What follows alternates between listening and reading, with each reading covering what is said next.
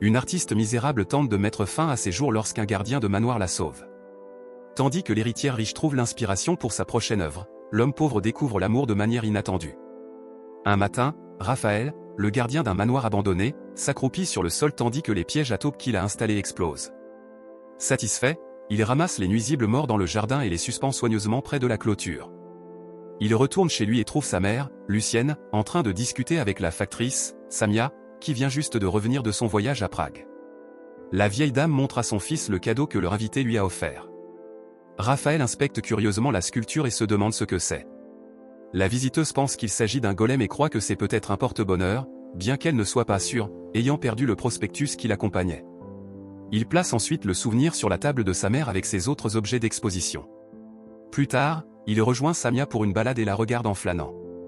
La factrice caresse sa jambe et lui dit qu'elle veut avoir peur, alors il hoche la tête en signe d'accord. Dès qu'elle gare son camion, l'homme commence à jouer un rôle et sort du véhicule. Samia suit le jeu et le laisse la traîner dans la forêt. Elle feint des suppliques pour sa vie, affirmant qu'elle a encore du travail, mais il ignore ses supplications. Cette nuit-là, Raphaël borde sa mère et vérifie que ses bigoudis sont en place. N'ayant rien d'autre à faire, il sort sa cornemuse et joue une mélodie mélancolique dans une piscine vide. L'homme dort à travers une tempête cette nuit-là, mais un klaxon persistant le réveille soudainement. Il regarde par la fenêtre et voit une berline garée devant le manoir. Raphaël s'approche précipitamment du véhicule pour vérifier qui le conduit. Garance Chaptel, la femme qui a hérité de la propriété de ses parents décédés, baisse sa fenêtre pour confirmer son identité et se présenter. L'héritière lui demande d'ouvrir le manoir et laisse son véhicule en marche pour l'attendre près de la porte. Lorsqu'il vérifie le coffre de la voiture pour des bagages, elle lui dit qu'il n'y en a pas. Le gardien déverrouille ensuite les portes du bâtiment et la guide à l'intérieur. Il allume les lumières et retire les couvertures des meubles pendant qu'elle regarde les peintures des ancêtres qui y ont vécu. Raphaël allume un feu et lui demande dans quelle chambre il doit préparer, mais elle le laisse décider.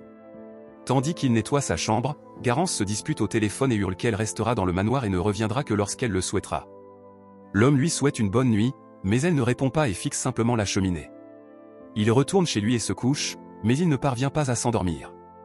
Le matin suivant, Raphaël prépare le petit déjeuner pour Garance tandis que Lucienne lui rappelle le manque de courtoisie de la femme. Non seulement elle n'a jamais appelé depuis la mort de son oncle, mais elle envoie aussi leur salaire en retard et se présente soudainement au manoir sans les en informer. Elle avertit son fils de clarifier ses responsabilités car les employeurs prennent tout à leurs travailleurs. Il part sans dire un mot et apporte le plateau repas à la chambre de sa madame.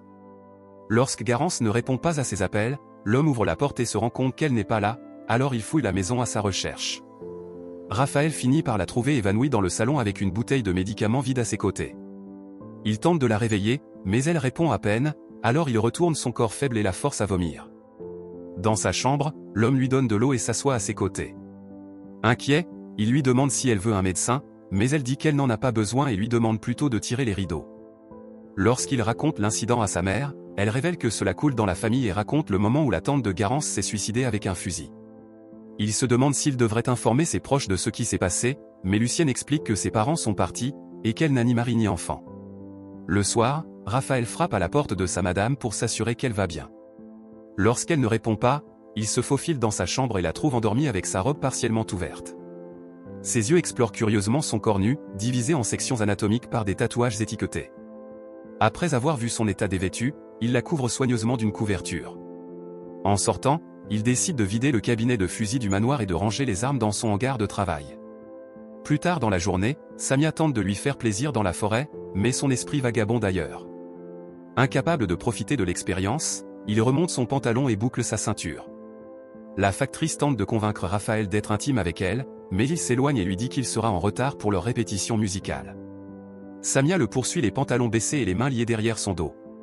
Elle veut l'accompagner pendant la répétition, mais il lui dit de simplement regarder leur concert et lui délie les mains.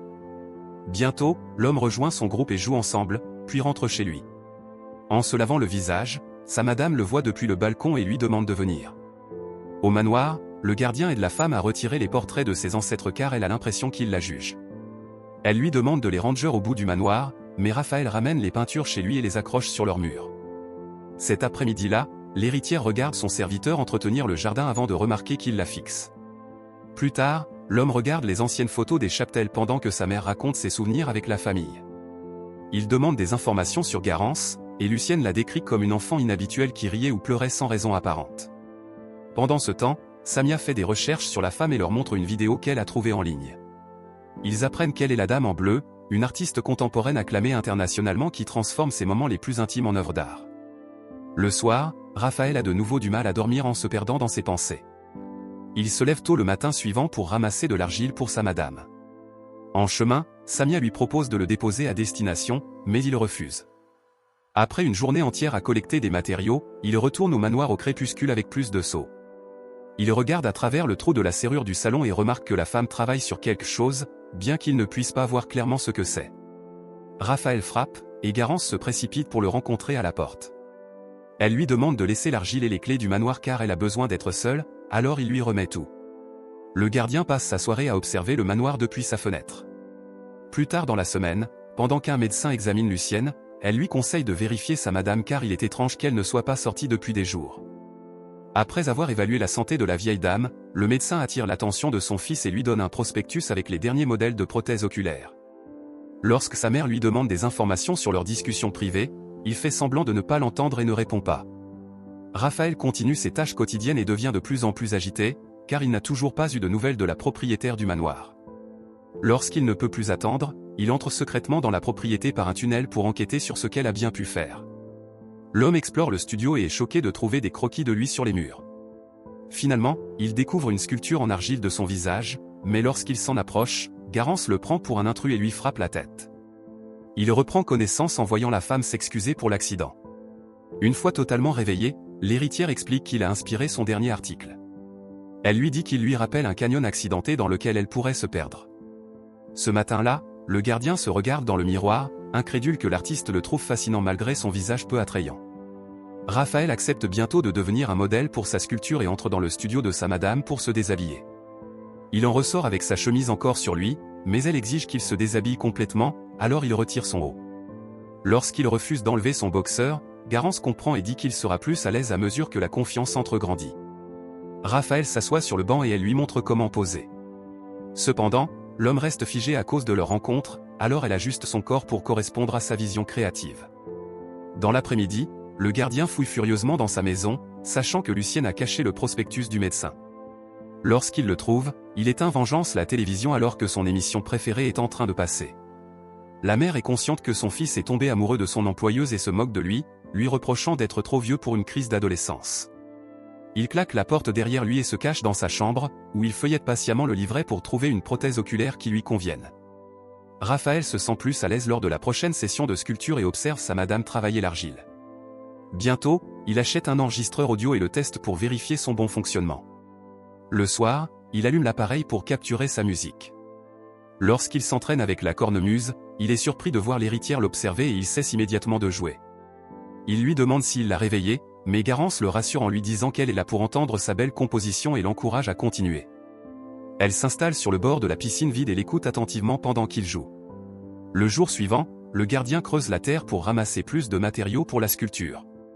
Il les ramène au manoir et expose de nouveau son corps pour une autre séance alors que l'artiste approche de la fin de son œuvre, bien qu'il garde encore ses boxeurs. Lorsqu'il termine pour la nuit, la femme l'invitait à sortir boire un verre. Raphaël dit qu'il ne peut pas boire car il a une répétition musicale, mais elle en a marre du manoir et insiste pour partir. Garance accompagne son serviteur au pub, où il l'observe en silence alors qu'elle parle avec le barman. En quelques instants, leur groupe commence à répéter et elle les regarde jouer devant une foule imaginaire. Lorsqu'ils rentrent ensemble, elle s'accroche à ses bras et il lui demande si elle a apprécié leur performance. L'héritière révèle qu'elle n'a pas aimé et qu'elle aurait préféré l'entendre jouer en solo. Raphaël révèle que son camarade de groupe, Patrice, pense que sa composition est trop mélancolique et préfère jouer de la musique qui fait danser les gens. Cependant, l'artiste croit que les plus belles chansons sont tristes car elles évoquent la condition humaine, ce qui fait sourire Raphaël. Un soir, le gardien fait semblant de faire l'amour avec sa madame et s'endort profondément. Lorsqu'un véhicule arrive de façon inattendue au manoir, il se réveille et se précipite pour rencontrer le conducteur. L'invité ne se présente pas, mais il dit qu'il est là pour Garance.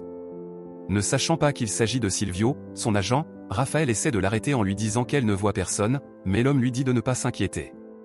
Il regarde jalousement son amour accueillir l'inconnu et l'inviter à entrer, où il reste pour la nuit. Son malaise continue le matin suivant, alors il tente d'écouter leur conversation pendant qu'il nettoie les branches du jardin.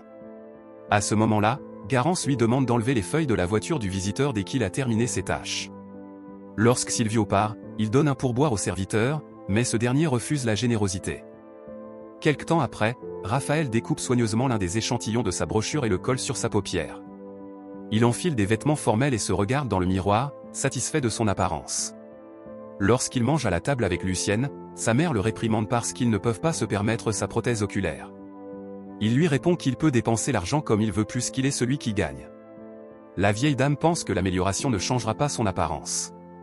Lorsque son fils lui dit qu'elle ne comprend pas que son visage est un paysage, elle sous-entend qu'il est laid et délirant. Raphaël sort en trompe de leur maison et emmène sa couette dans la grange abandonnée voisine pour être loin de sa mère cruelle. Cette nuit-là, il écoute l'enregistrement qui capture son moment avec Garance à la piscine. Il rejoue sans cesse sa voix réconfortante et omet les autres sections jusqu'à ce qu'il ne reste que ce qu'elle dit, qu'elle le veut. Le lendemain matin, ils marchent vers la ville pour le grand spectacle pour lequel ils ont répété. Lorsqu'il croise Samia sur la route, il ignore son ancienne amante, qui est contrariée de l'avoir vue avec une autre femme au bar. Elle recule avec sa fourgonnette et lui crie que sa madame devrait lui payer 2 salaires pour être à la fois le gardien du manoir et son gigolo. Avant de partir, la factrice lui dit que leur relation est terminée et ridiculise amèrement son talent. Au festival de musique traditionnelle, l'animateur présente son groupe, Terra Gallica. Lorsqu'il commence à jouer, Raphaël s'éloigne avec son solo de cornemuse, ce qui stupéfait son groupe. L'homme garde la vedette pendant toute sa prestation émotive et reçoit des applaudissements nourris de la part de la foule. Il court ensuite de retour au manoir dans la soirée et se dirige vers le studio pour se déshabiller entièrement. Garance se rend compte qu'il est dans un état vulnérable et s'approche de lui sans dire un mot. Elle enlève son cache-œil et examine soigneusement son visage. Pendant que l'artiste prépare à terminer sa sculpture, l'homme pleure sur le banc. Le lendemain, Samia lui rend visite dans la grange abandonnée pour s'excuser et l'inviter à vivre avec elle. Elle pense qu'ils forment un bon couple puisqu'ils s'entendent très bien, mais Raphaël répond que ce qu'ils ont n'est pas de l'amour. Le cœur de la factrice se brise lorsqu'elle entend cela, bien qu'elle accepte son destin. Dans l'après-midi, il se rend à la clinique pour prendre les mesures de son œil. Il demande au médecin quand sa prothèse sera prête et apprend qu'elle arrivera au début de l'été. Raphaël quitte le cabinet du médecin avec un sourire et se détend au bord d'un lac local avant de rentrer chez lui. Lorsqu'il arrive au manoir, Garance lui dit qu'elle l'a cherché partout. Elle le conduit au studio et lui présente Arthur, un conservateur d'exposition, Ludovic, un journaliste, Silvio, son agent qu'il a déjà rencontré, et Zoran, un photographe. Ils lèvent leur verre pour célébrer la dernière œuvre de l'artiste et l'homme qui l'a inspiré. Cependant, il se sent mal à l'aise sous la tension et les flashs des appareils photo qui le prennent en photo. En regardant dans le jardin, sa madame lui annonce qu'elle partira le lendemain avec la sculpture. Elle lui demande s'il sera là pour qu'elle puisse lui dire au revoir, et il hoche la tête pour dire oui. Le soir, Raphaël creuse laborieusement un trou profond dans la forêt. Lorsque Garance arrive au manoir, elle le trouve couvert d'argile et le prend pour sa sculpture, alors elle essaie de l'enrouler dans un tissu. Lorsque la silhouette se tourne et le regarde dans les yeux, elle réalise que c'est le gardien. Lorsqu'il se relève pour toucher son visage, elle soutient son regard et commence lentement à enrouler ses mains autour de ses épaules. La femme le caresse doucement, et ils s'embrassent bientôt passionnément, s'enlaçant dans les bras l'un de l'autre. Après cet échange intime, Raphaël s'endort et ne se réveille que le lendemain. Toujours bouleversé par les événements de la nuit précédente, il regarde autour de lui dans le studio. Ne voyant pas sa madame, il explore davantage et découvre les clés du manoir sur la table. L'homme attrape rapidement le drap qui couvre le miroir et s'enroule dedans. Il se précipite immédiatement à l'étage et appelle son nom, mais elle ne répond pas, alors il vérifie sa chambre pour être sûr. Lorsqu'il ne trouve pas Garance dans son lit, il court chez lui pour chercher ses coordonnées. Il appelle son téléphone et entend le répondeur, mais elle ne décroche pas. Le gardien regarde dans le vide et s'appuie sur la table. Soudain, il éclate de rage, renversant son contenu et renversant la table alors qu'il remplit la maison de cris de colère. Des semaines après son départ, Raphaël retourne les armes au coffre à fusil. Il allume une cigarette et regarde la cour vide, de nouveau seul dans le manoir abandonné. Pendant ce temps, lors d'une exposition dédiée à Garance, son motto à l'entrée détaille sa philosophie artistique selon laquelle tout dans la vie est article. Pendant que les visiteurs admirent son travail, un conservateur guide un petit groupe pour discuter de chaque œuvre. Après leur avoir montré une peinture bleue, il les conduit à une sculpture intitulée Le Rêveur, qu'elle considère comme sa meilleure création. La femme explique que bien qu'il semble s'agir de la figure d'un homme assis, les mains de l'artiste sont visibles sur le matériau qu'elle a façonné en cette personne. Elle dit que personne ne sait qui il est ni quelle est sa relation avec la dame en bleu. Bien que l'œuvre ressemble au penseur, une sculpture célèbre de l'artiste français Auguste Rodin, le conservateur estime qu'elle est unique parce qu'il est le rêveur de Garance.